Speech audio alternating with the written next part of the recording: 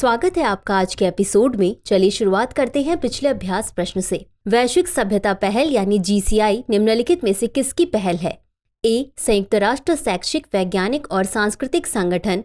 B. आर्थिक, सामाजिक और सांस्कृतिक अधिकारों पर समिति। सी. संयुक्त राष्ट्र आर्थिक और सामाजिक परिषद। डी. इनमें से कोई भी नहीं। इस प्रश्न का सही उत्तर है विकल्प डी, इनमें से कोई भी नहीं। चलिए देखते हैं इसके विश्लेषण को। वैश्विक सभ्यता पहल यानी GCI यह चीन द्वारा एक प्रस्ताव है जिसका उद्देश्य वैश्विक स्तर पर विभिन्न सभ्यताओं के बीच संवाद और सहयोग को बढ़ावा देना है। कुछ सभ्यताओं की श्रेष्ठता और सभ्यताओं के टकराव के पश्चिमी दावों के विपरीत चीन ने सभ्यताओं के बीच समानता, आपसी शिक्षा, संवाद एवं समावेशिता के सिद्धांतों को बनाए रखने का आह्वान किया है। इन मूल्यों को बढ़ावा देकर चीन का लक्ष्य एक अधिक सामंजस्यपूर्ण और स्थिर विश्व व्यवस्था बनाना है जहां विविध संस्कृतियां एवं सभ्यताएं शांतिपूर्वक सह अस्तित्व में हों। अतः विकल्प डी सही है। तो चलिए शुरुआत करते हैं आज के एपिसोड की पहले प्रश्न के साथ। नीति आयोग के संदर्भ में निम्नलिखित कथनों पर विचार कीजिए। 1. भारत के प्रधानमंत्री नीति आयोग के पदेन अध्यक्ष हैं। 2. नीति आयोग के CEO आवश्यकता पड़ने पर क्षेत्रीय परिषद का गठन करते हैं। 3. यह एक सलाहकार निकाय है जिसके पास राज्यों को संसाधन वितरण या आवंटन की कोई शक्ति नहीं है। उपर्युक्त में से कितने कथन सही हैं? ए केवल 1, बी केवल 2, सी सभी 3, डी कोई भी नहीं। इस प्रश्न का सही उत्तर है विकल्प बी केवल 2। चलिए देखते हैं इसके विश्लेषण को। नीति आयोग भारत के प्रधानमंत्री नीति आयोग के पदेन अध्यक्ष हैं, अतः कथन 1 सही है। नीति आयोग के अध्यक्ष यानी भारत के प्रधानमंत्री आवश्यकता पड़ने पर क्षेत्रीय परिषद का गठन करते हैं, अतः कथन 2 सही नहीं है। यह राज्यों और अन्य निकायों को संसाधन वितरण या आवंटन की किसी भी शक्ति के बिना एक सलाहकार निकाय है तथा विभिन्न मापदंडों पर राज्यों के प्रदर्शन का मूल्यांकन करने के लिए सूचकांक बनाने पर ध्यान केंद्रित करता है, अतः कथन 3 सही है। अगला प्रश्न है, निम्नलिखित कथनों पर विचार कीजिए। कथन 1, कोवैक्सीन को होल वीयरिन इनएक्टिवेटेड वेरोसेल व्युत्पन्न प्लेटफॉर्म तकनीक का उपयोग करके विकसित किया गया है। कथन 2, निष्क्रिय टीके प्रतिकृति नहीं बनाते हैं और इसलिए उनके विपरीत होने या रोगात्मक प्रभाव उत्पन्न करने की संभावना नहीं होती है। उपर्युक्त कथनों के संबंध में निम्नलिखित में से कौन सा सही है? ए. कथन 1 और कथन 2 दोनों सही हैं किंतु कथन 2 कथन 1 का सही व्याख्या है। बी. कथन 1 और कथन 2 दोनों सही हैं किंतु कथन 2 कथन 1 का सही व्याख्या नहीं है। सी. कथन 1 सही है लेकिन कथन 2 सही नहीं है। डी. कथन 1 सही नहीं है लेकिन कथन 2 सही है। इस प्रश्न का सही उत्तर है विकल्प ए। चलिए देखते हैं इसके विश्लेषण को। कोवैक्सीन यह भारत बायोटेक द्वारा विकसित भारत की पहली स्वदेशी कोविड-19 वैक्सीन है। इसे होल वीरियन इनएक्टिवेटेड वेरोसेल व्युत्पन्न प्लेटफॉर्म तकनीक का उपयोग करके विकसित किया गया है, अतः कथन 1 सही है। निष्क्रिय टीके प्रतिकृति नहीं बनाते इसलिए इनके विपरीत प्रभाव उत्पन्न होने या रोगात्मक प्रभाव उत्पन्न होने की संभावना नहीं होती। इनमें मृत वायरस होते हैं जो लोगों को संक्रमित करने में असमर्थ होते हैं, लेकिन फिर भी संक्रमण के खिलाफ रक्षात्मक प्रतिक्रिया करने के लिए प्रतिरक्षा प्रणाली को निर्देश देने में सक्षम होते हैं, अतः कथन 2 सही है। अतः विकल्प ए सही है क्योंकि कथन 1 और कथन 2 दोनों सही हैं तथा कथन 2 कथन 1 की सही व्याख्या है। अगला प्रश्न है, निम्नलिखित कथनों पर विचार कीजिए। 1. चीफ ऑफ डिफेंस स्टाफ के कार्यालय का निर्माण। 2. त्रिसेवा युद्ध थिएटरों का निर्माण। 3. कमांडिंग अधिकारियों की आयु कम करना। कारगिल समीक्षा समिति ने उपर्युक्त में से कितने की सिफारिश की थी? ए केवल 1, बी केवल 2, सी सभी 3, डी कोई भी नहीं। इस प्रश्न का सही उत्तर है विकल्प सी सभी 3। चलिए देखते हैं इसके विश्लेषण को। कारगिल समीक्षा समिति यानी KRC की सुब्रमण्यम समिति, जिसे लोकप्रिय रूप से कारगिल समीक्षा समिति के रूप में जाना जाता है, इसका गठन वर्ष 1999 के कारगिल युद्ध का गहन विश्लेषण करने के लिए किया गया था। कुछ सिफारिशें इस प्रकार हैं।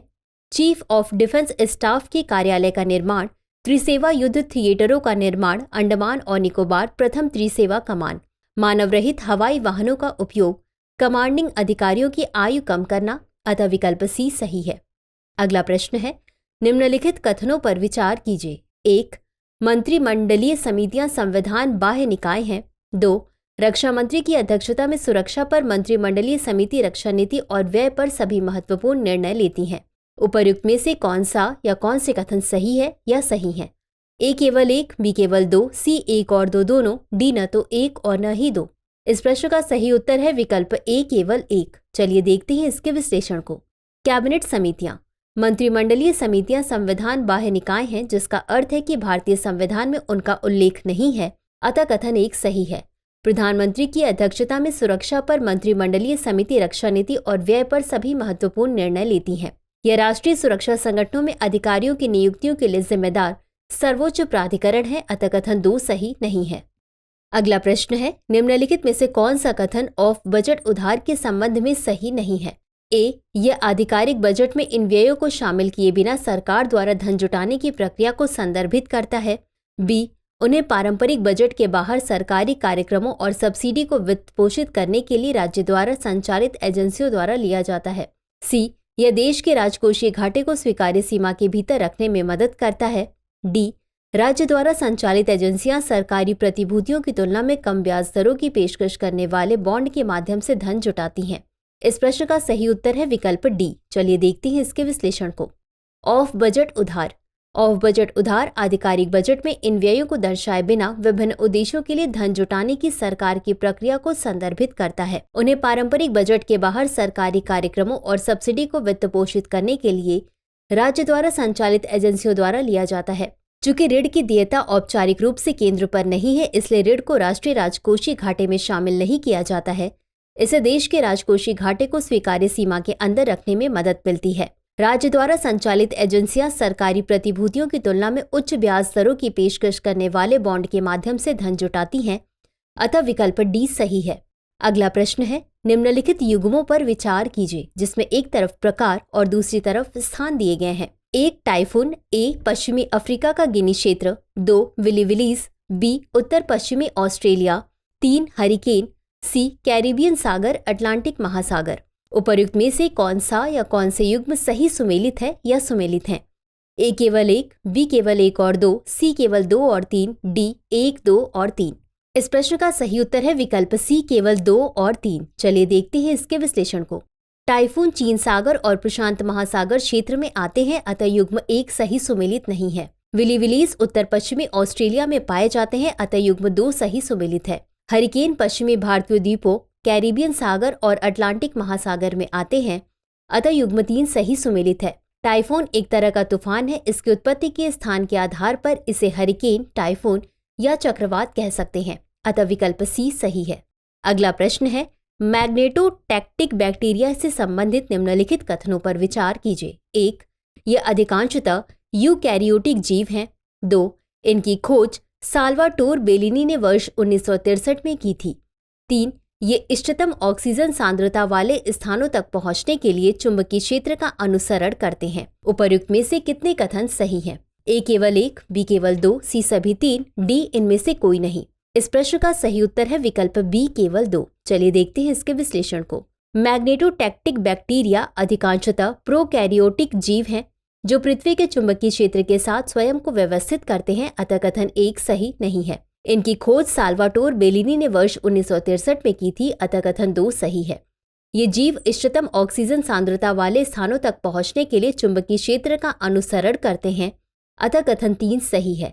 यह प्रक्रिया इनकी कोशिकाओं के भीतर लौह तत्व युक्त क्रिस्टल की उपस्थिति से सुगम होती है। अगला प्रश्न है, पेंशन निधि विनियामक और विकास प्राधिकरण के संदर्भ में निम्नलिखित कथनों पर विचार कीजिए। 1, यह पेंशन निधि की स्थापना, विकास और विनियमन कर वृद्धावस्था आय सुरक्षा को बढ़ावा देने के लिए स्थापित एक वैधानिक निकाय है। 2, यह राष्ट्रीय पेंशन प्रणाली के तहत पेंशन उद्योग को बढ़ावा देता है और विनियमित करता है तथा अटल पेंशन योजना का प्रबंधन भी करता है।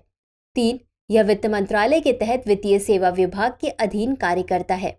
उपर्युक्त में से कितने कथन सही हैं? ए केवल 1, बी केवल 1 और 2, सी केवल 2 और 3, डी 1, 2 और 3। इस प्रश्न का सही उत्तर है विकल्प डी 1, 2 और 3। चलिए देखते हैं इसके विश्लेषण को।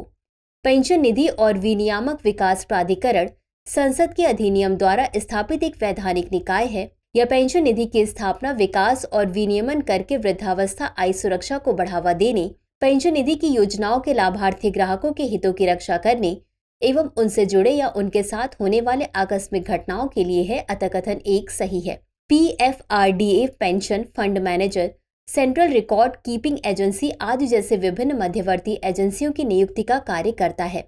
यह राष्ट्रीय पेंशन प्रणाली के तहत पेंशन उद्योग को विकसित, प्रोत्साहित और विनियमित करता है।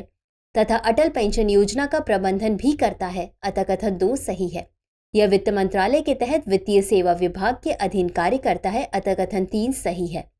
अगला प्रश्न है, राष्ट्रीय संस्कृति कोष यानी एनसीएफ के बारे में निम्नलिखित कथनों पर विचार कीजिए। 1. इसे संस्कृति मंत्रालय के तहत धर्मार्थ बंदोबस्ती अधिनियम 1890 के तहत एक ट्रस्ट के रूप में स्थापित किया गया था। 2. इसका प्रबंधन संस्कृति मंत्री की अध्यक्षता वाली परिषद द्वारा किया जाता है। उपर्युक्त में से कौन सा या कौन से कथन सही है या सही है? ए केवल 1, बी केवल 2, सी 1 और 2 दोनों, डी न तो 1 और न ही 2। इस प्रश्न का सही उत्तर है विकल्प सी, 1 और 2 दोनों। चलिए देखते हैं इसके विश्लेषण को। राष्ट्रीय संस्कृति कोष यानी एनसीएफ, इसकी स्थापना भारत सरकार संस्कृति मंत्रालय द्वारा धर्मार्थ बंदोबस्ती अधिनियम 1890 के तहत एक ट्रस्ट के रूप में की गई थी, अतः कथन 1 सही है। एनसीएफ का प्रबंधन एक परिषद द्वारा किया जाता है जिसकी अध्यक्षता संस्कृति मंत्री करते हैं, अतः कथन 2 सही है। यह भारत की समृद्ध मूर्त और अमूर्त संस्कृति तथा विरासत की सुरक्षा, बहाली, संरक्षण एवं विकास का समर्थन करने हेतु सक्षम दाता या प्रायोजक संस्थानों के लिए एक वित्त पोषण तंत्र के रूप में कार्य करता है। अगला प्रश्न है, किसी अर्थव्यवस्था में ऋण जीडीपी अनुपात क्या दर्शाता है? ए. किसी देश के वार्षिक राजस्व और उसके कुल ऋण का अनुपात। बी. उधार लेने के कारण देश की आर्थिक स्थिति में वृद्धि। सी. देश की ऋण चुकाने की क्षमता। डी. देश की मौद्रिक नीति की प्रभावशीलता। इस प्रश्न का सही उत्तर है विकल्प सी, देश की ऋण चुकाने की क्षमता। चलिए देखते हैं इसके विश्लेषण को। ऋण जीडीपी अनुपात, यह किसी देश के सार्वजनिक ऋण और उसके सकल घरेलू उत्पाद का अनुपात है। इस अनुपात का उपयोग किसी देश की ऋण चुकाने की क्षमता का आकलन करने के लिए किया जाता है। इस अनुपात की व्याख्या इस प्रकार भी की जा सकती है कि यदि जीडीपी का उपयोग पुनर्भुगतान के लिए किया जाता है तो ऋण चुकाने में कितने वर्ष लगेंगे। उच्च ऋण जीडीपी अनुपात किसी देश द्वारा अपने ऋण को चुकाने की संभावना को कम करता है और डिफॉल्ट के जोखिम को बढ़ाता है, अतः विकल्प सी सही है। तो चलिए अंत में देखते हैं आज के अभ्यास प्रश्न को। निम्नलिखित में से कौन सा चराई देव मोइदम का सबसे अच्छा वर्णन करता है? ए. असम में पाई जाने वाली प्राचीन चट्टान की नक्काशी। बी. असम में अहोम राजाओं के ऐतिहासिक दफन स्थल। सी. पारंपरिक असमिया त्योहार। डी. असम में हिंदू देवताओं को समर्पित मंदिरों की एक श्रृंखला। इस प्रश्न का उत्तर कमेंट बॉक्स में जरूर दें। आज के लिए बस इतना ही। धन्यवाद।